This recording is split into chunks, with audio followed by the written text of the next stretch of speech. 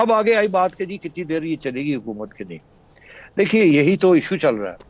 نواز شریف صاحب پہلے دن سے کہتے تھے جلدی سے جلدی الیکشن کرواؤ. ہم اس وقت پاپولر ہے, عمران خان ان پاپولر ہے, معیشت کا حال برا ہے, ہاتھ نہ ڈالو اس پہ, کار ہاتھ ہی نہ جل جائے. پہلے الیکشن جیت لیں, پھر اس کے بعد ہاتھ جالیں گے, جیت جل بھی جائے گا تو برنال لگا لیں گے, 5 سال ہیں ہمارے پاس, ٹھیک کر لیں گے پھر. مگر ان کے کچھ ساتھی تھے جو کہتے تھے نہیں جی ہمیں موقع چاہیے حکومت میں آ کے, اور پھر پنجاب میں بھی ہمیں چاہیے اپنے آپ کو مضبوط کریں تھوڑا سا, ہم 4 سال باہر رہے ہیں, بڑی گالی کھائی ہے, اور ہمیں بھی کوئی موقع ملنا چاہیے ڈیولپمنٹ فنڈز کا, اور وغیرہ وغیرہ.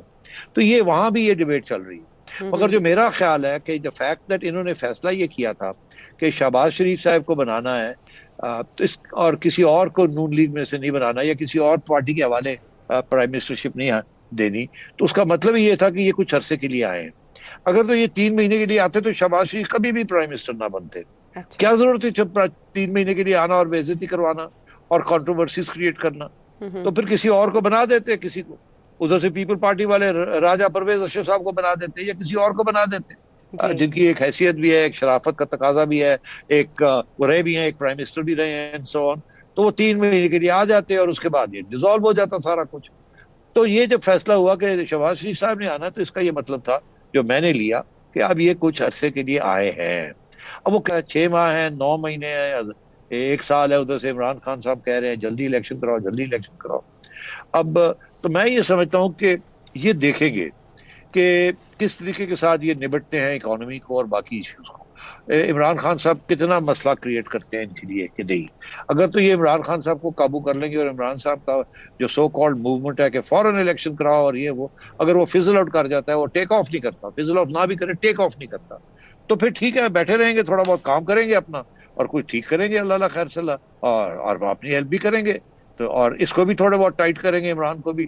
اگر تو ابھی الیکشن ہوگی تو پھر ٹائٹ کیا کرنا ہے؟ ابھی تو وہ کیسز کھلنے ہیں, ان کے اوپر ڈرٹ نکلنی ہے, ان کے بارے میں یہ جو 4 سال حرکتیں کرتے رہے ہیں, وہ ظاہر ہے آپ کا خیال ہے یہ سیاست ہے, وہ ان کو وہ انتقامی کارروائی تو نہیں کریں گے, مگر یہ ان کے خلاف جو چیزیں اکٹھی ہوئی ہیں اداروں کے اندر, جو عمران خان دبا کے بیٹھا ہوا تھا, وہ تو نکلیں گی نا باہر.